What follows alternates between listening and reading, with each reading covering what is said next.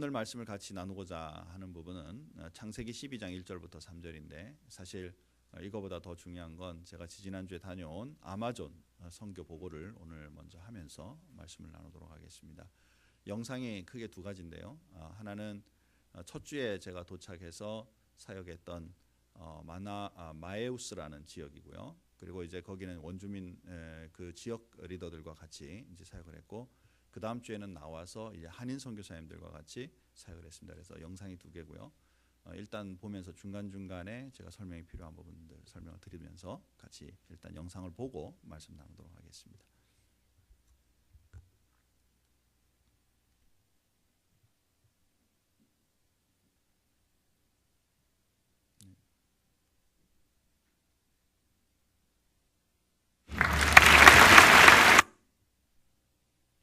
이게 두 번째 영상입니다.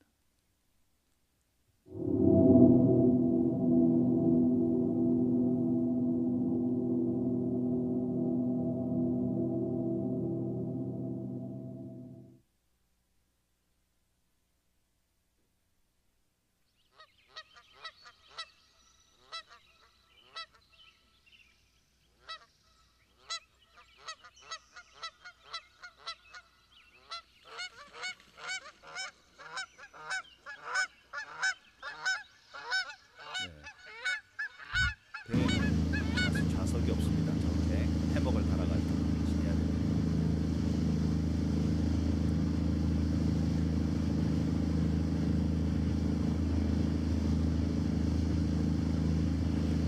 이 나라는 밀림이기 때문에 배가 가장 중요한 수단입니다.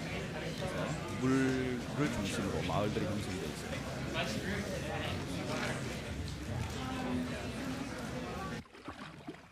밤새도록 이제 가게 되는데, 저기 지금 불빛이 있는 마을은 유일하게 한 번 쓰게 됩니다. 한 5분 정도 쉬어서 사람 내릴 사람만 내리고 이제 계속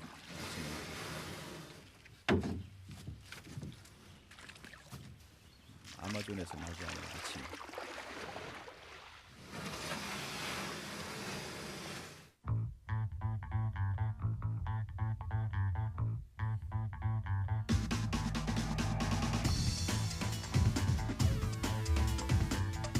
창문이 없습니다. 여러분 자세히 보시면.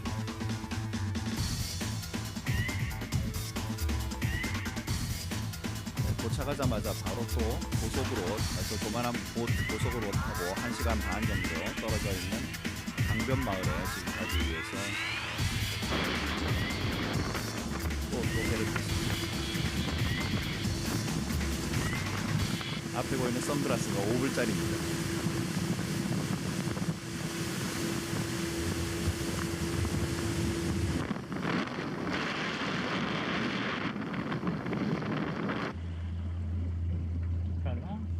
이 지역에는 약 40가구 정도가 있다고 합니다. 그래서 지금 우리가 도착하고 있는 여기는 굉장히 작은 마을인데, 여기에 이제 정부에서 사탕수수를 이렇게 처리할 수 있는 공장들을 세워줘가지고 그 주변에서 다 배 타고 오는 사람들 처리해주는 그러한 곳입니다. 여기에 교회가 있습니다.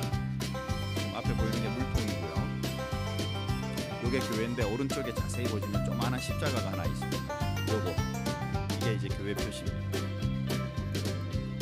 교회 내부고요. 여기 자세히 보시면 악기들이 있어요. 그리고 음향 기기가 있어서 전기가 일단은 들어옵니다.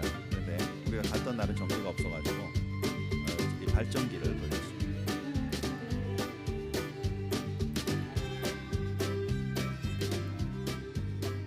다시 돌아와가지고 이제 그날 저녁부터 사역을 시작했습니다. 지덕진 선교사님이신데요. 9살에 브라질로 가셔가지고 저보다 4살 많으시니까 그동안에 그곳에서 공부하시고 생활하시면서 목사가 되시고 선교사들이 되셨습니다.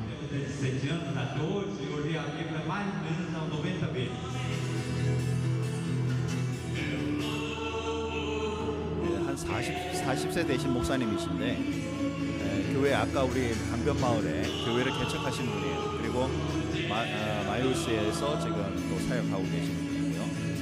옆에 찬양하는 분은 사모님이십니다.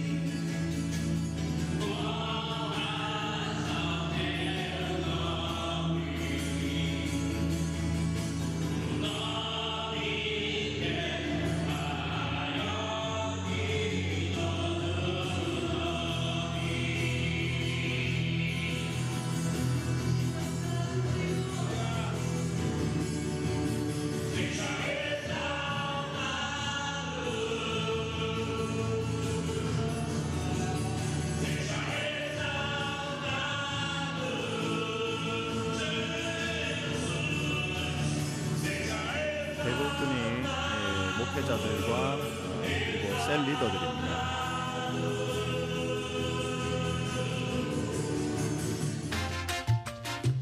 네, 이제 3박 4일 마치고 마지막 수료식입니다.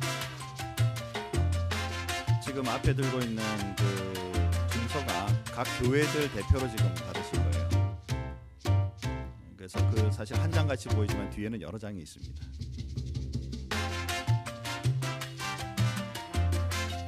지금 이 목사님은 마약 관련되어 있는 사람들을 재활하는 사역을 하고 계십니다.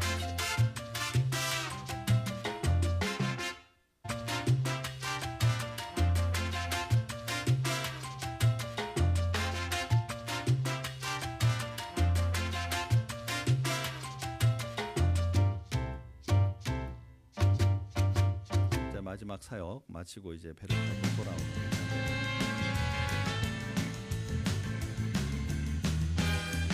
옆에 계신 목사님이 교회 협의회 목사님, 우리를 초청한 지역의 목사님입니다. 여기까지고요. 잠깐 설명을 드리면 아까 강변마을 들어갔을 때 사실은 제가 너무 시간 짧아가지고 설명을 못 드렸는데 젊은 부부 한 분이 그 교회 문 앞에서 이렇게 같이 찍은 사진이 있습니다. 한 24~25밖에 안 된 부부인데 그 부부가 상파울로에서 거기 단교 선교에 왔다가 그 지역에 단기 선교를 하는 중에 하나님의 부르심을 받고 모든 사역 다 내려놓고 두 부부가 거기 들어와서 지금 선교사로서 그 같은 브라질 내의 선교사로서 그 지역을 섬기고 있습니다. 목사님이시고 그리고 그분 옆에 이제 그걸로 생활이 안 되기 때문에 그 지역의 보건소를 책임지고 있으면서 지금 섬기는 아주 젊은 두 부부 선교사입니다. 너무너무 예쁘고 참 보기에도 자녀가 이제 지금 생기고 있어서 또 이제 기도가 많이 필요한 그러한 부분들입니다.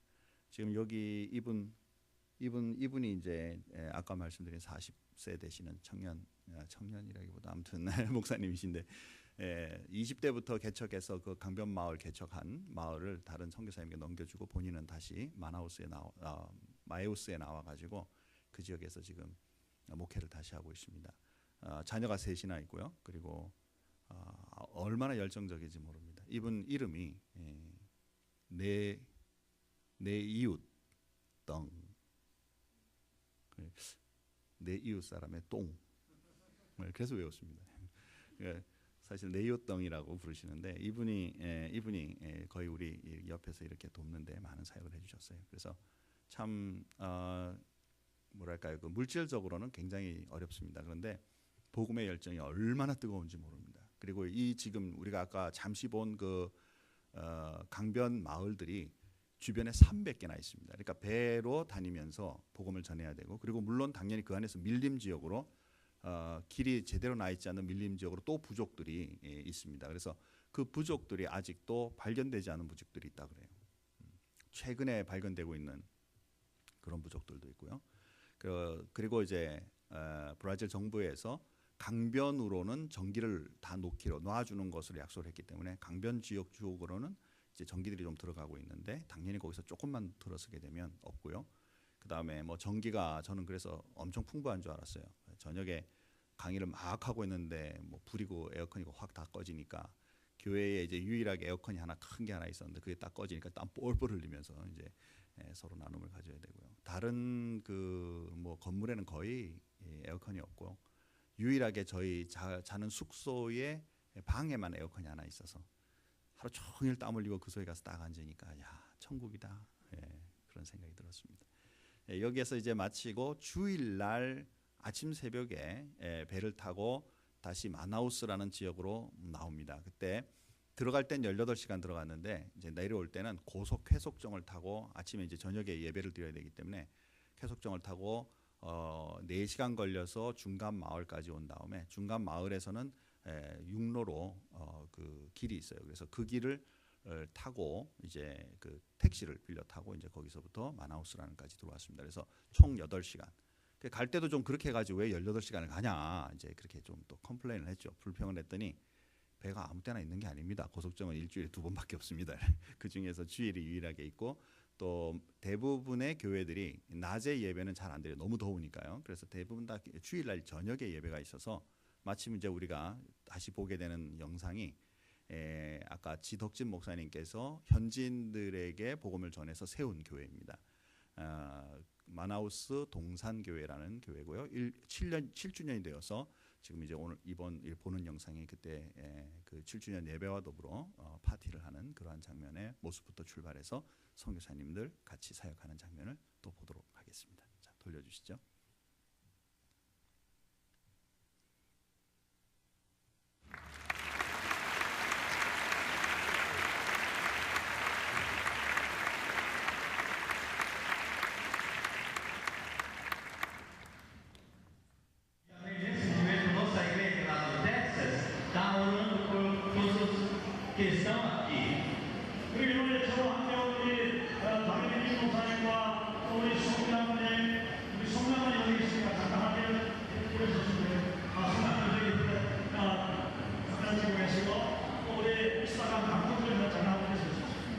같이 여러분을 위해서 기도하다가 오늘 이 예배에 동참했습니다. Então, desde 12 meses atrás, o Jackson Campi, o presidente do Som, o pastor Davi e eu, recebendo esse convite para vir em Manaus, Amazonas. Então, 다음 월요일부터 이제 강의가 나오듯이 내가 너로 인하여 열방이 모든 민족이 지금 보이는 건물은 신학교입니다. 아까 지덕진 목사님 사역하시면서 그 지역 청년들을 복음을 전하고 그들에게 신학을 훈련하는 신학교입니다. 거기 중에서 이제 한 교실에서 우리 이제 네가 하기는 뭐냐? 이 축복을 먼저 받은 축복을 열방을 향하여서 나눠주는 자, 곧 채널이 되어라. 축복의 통로가 되어라. 이게 사실 이 복음의 핵심입니다.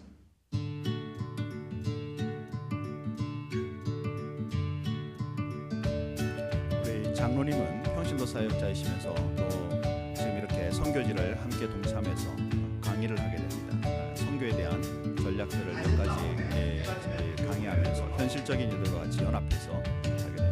우리 교회가 우리 선교사님들 두 번의 점심 대접했습니다.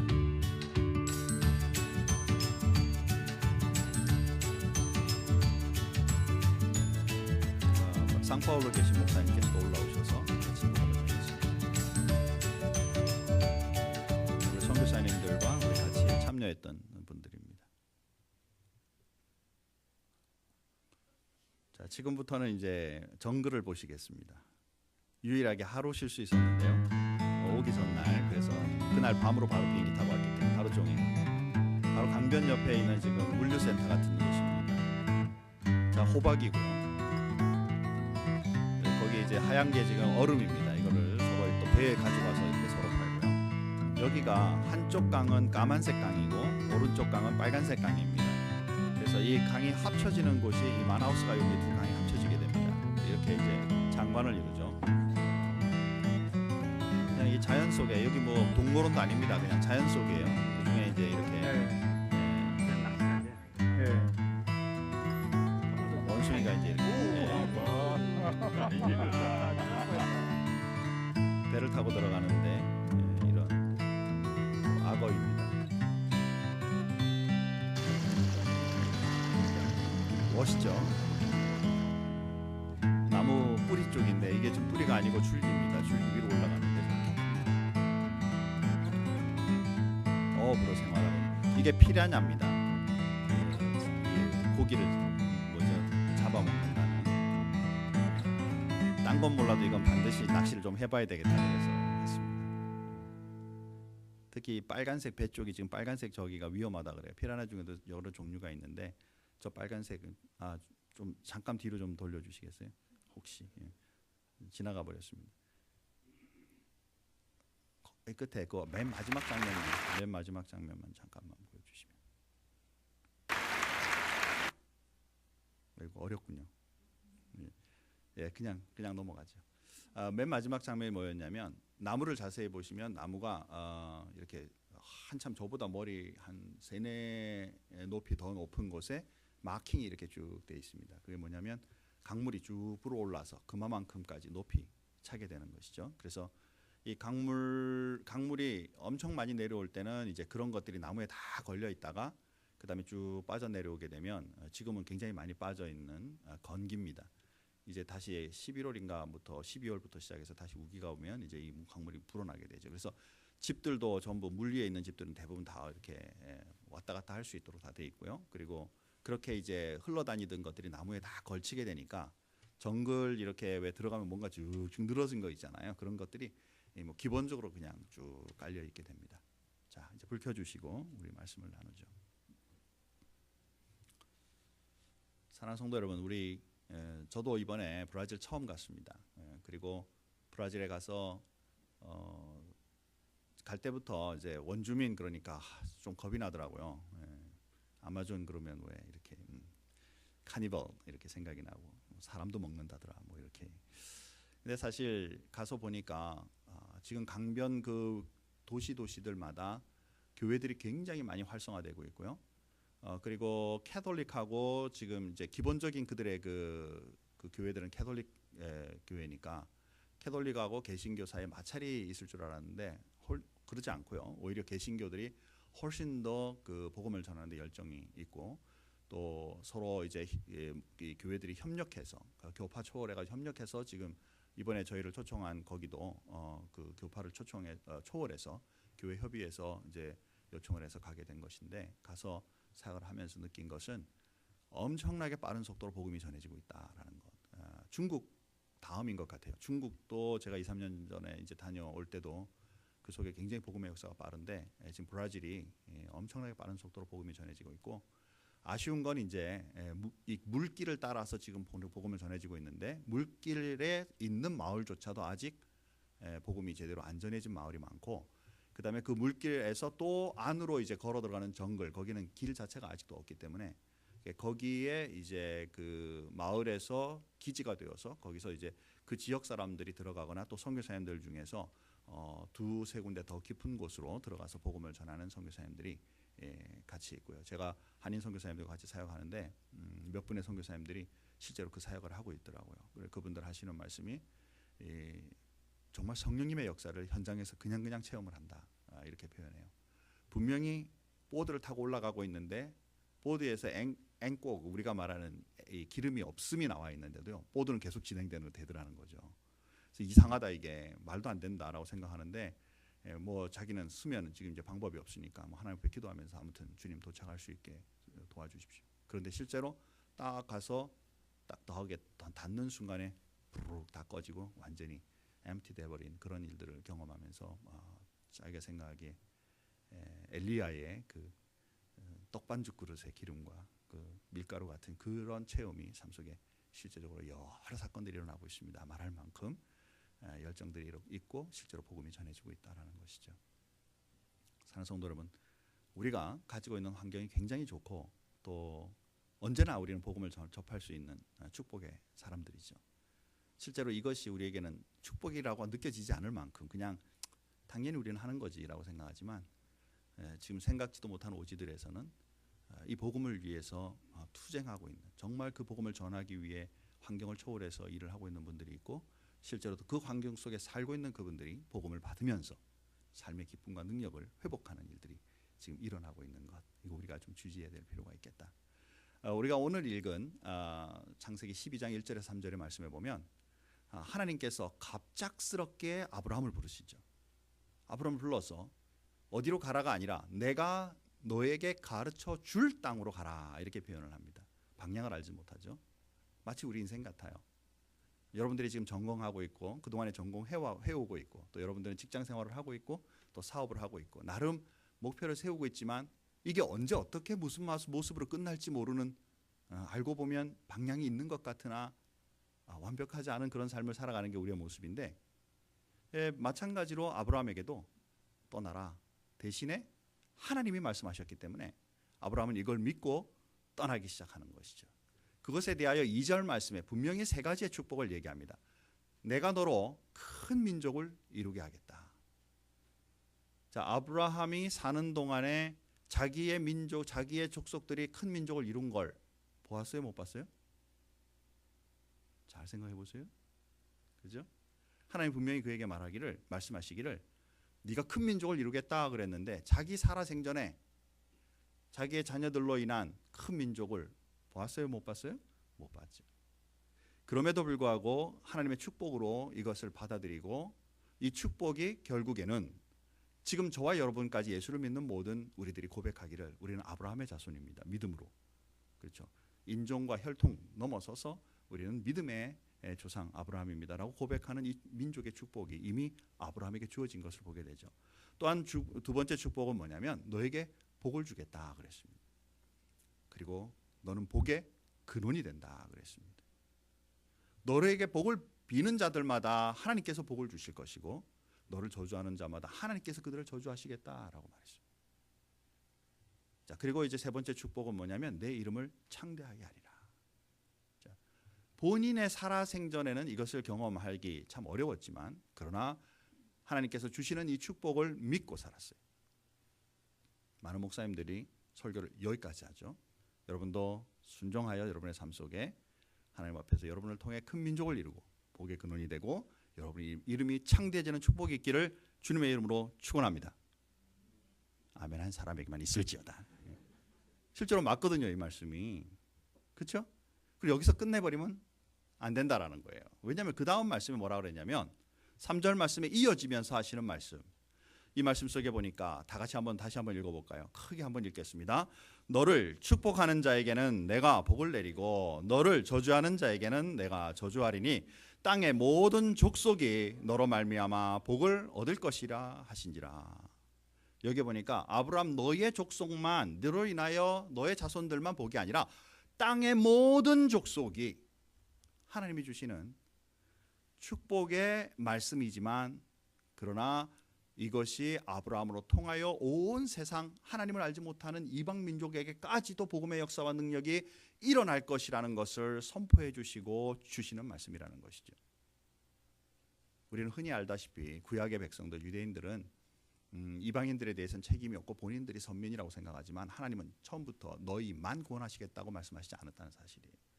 하나님 말씀을 잘 보고 있으면 너에게 복이 되고 근원이 되고 모든 것에 하나님의 축복이 임하겠지만 거기에 더 핵심은 뭐냐면 너희로 통하여 하나님을 알지 못하는 민족과 모든 족속에까지도 하나님의 말씀이 선포되는 일에 너희를 쓰겠다라는 말씀이 더 큰 축복이다라는 사실입니다.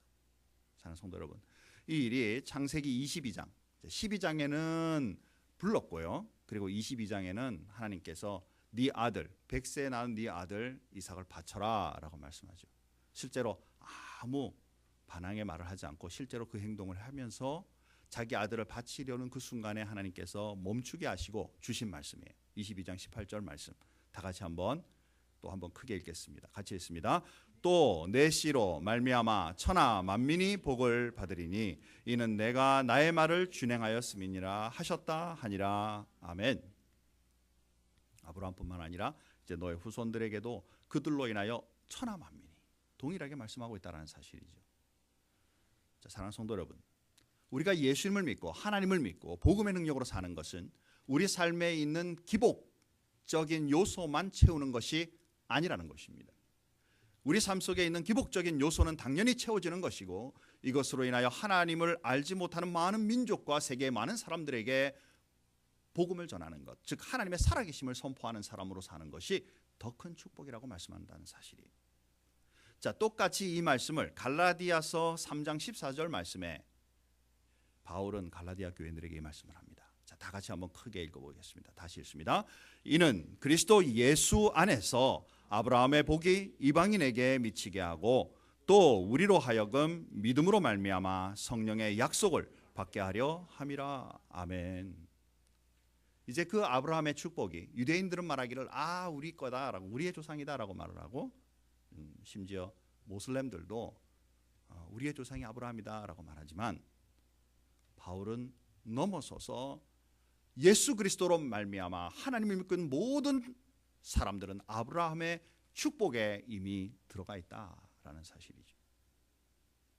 여러분의 삶이 힘들고 때때로 깜깜하게 인생이 안 보이는 것 같고 다른 사람들과 비교해서 우울하고 열등한 것 같이 느낄지 몰라도 내가 예수를 믿는 사람이라면 하나님의 자녀라면 이미 하나님의 크신 은혜 가운데 아브라함의 축복이 임한 줄 믿습니다. 정말 아멘 이거밖에 안 하실 거죠. 그렇죠? 예수를 믿고 있는 우리들에게 이미 아브라함의 축복이 임했다 말씀하셨어요. 아버지에게 주셨던 세 가지의 큰 축복과 더불어서 우리로 통하여 세계 만방의 하나님을 알지 못하는 사람에게까지 복음의 역사와 능력으로 쓰임 받을 수 있도록 우리를 부르셨다라는 사실을 우리는 결코 놓쳐서는 안 된다라는 것. 감정적으로 지금 현재 가지고 있는 환경적으로 사람들 사이에 부딪히고 있는 어려움 때문에 내 삶에 가지고 있는 모든 것이 나는 복이 없다, 나는 우울하다, 나는 열등하다라고 생각하는 것에 머무르지 말고 나는 하나님의 사람이다. 예수를 믿는 나에게는 아브라함의 축복이 이미 주어져 있고 이것으로 말미암아 나뿐만 아니라 성령의 역사하심으로 세계 모든 민족에게 오히려 쓰임받는 하나님의 자녀로 하나님의 일꾼으로 서는 그러한 존재인 줄 나는 믿는다. 라는 믿음으로 우리는 살아야 할 것이다 라는 것입니다. 사랑하는 성도 여러분, 이 복음의 역사가 그 오래전에 시작되었던 죽음을 각오하고 펼쳐갔던 그것이 이제는 전 세계를 돌아 우리에게까지도 그리고 계속 이어지면서 지속적으로 지금 중국과 더불어 더 동쪽으로 더 서쪽으로 계속 진행되면서 또한 지금 남미를 향하여 또 복음의 역사가 계속 펼쳐지고 있는 것을 보고 있다면 그거 알아서 할 사람들은 그 사람들 하고 나하고는 관계없다. 나는 잘 먹고 잘 살면 된다. 라는 의식을 가지지 말고 하나님께서 주시는 이 비전에 같이 동참할 수 있는 믿음의 사람으로 설 수 있어야만 할 것이다 라는 것입니다. 말씀을 맺겠습니다. 벌써. 자, 그렇다면 우리는 무엇을 해야 할 것인가? 자, 2016년부터는 저만 선교여행 나가는 게 아니라 여러분 같이 나가기를 소원합니다. 다시 한번 얘기하겠습니다. 우리 모든 교우들이 같이 이제 선교 현장에 나갈 수 있기를 주님의 이름으로 축복합니다. 네. 우리 교회 몇 번 추진했거든요. 그런데 이 비자에 걸려서 못 가는 분들이 있었어요. 그래서 이번에 우리 선교사님들하고 가서 얘기하면서 우리 교회 진짜 지금 선교 훈련 또 선교 여행부터 시작하면서 이렇게 동참하기를 소원하는데요. 그랬더니 하는 말이 미국 내에도 지금 인디언 선교나 선교들이 많이 있습니다. 목사님 거기부터 시작하시면서 성도님들이 선교의 현장을 보기 시작하고 또 우리가 그들을 채워줄 부분들을 우리가 보기 시작하고 서로 동참하게 되면 우리 모두가 선교에 대한 비전과 꿈이 생길 것입니다. 그래서 제가 내년도에는 우리가 차로 갈 수 있는 인디안 마을부터 제가 찾아보도록 하겠습니다. 여러분 모두 뜨거운 마음으로 동참할 수 있기를 주님의 이름으로 축원합니다. 예. 자, 두 번째로는 선교와 전도의 비전을 가진 교회가 되게 하자.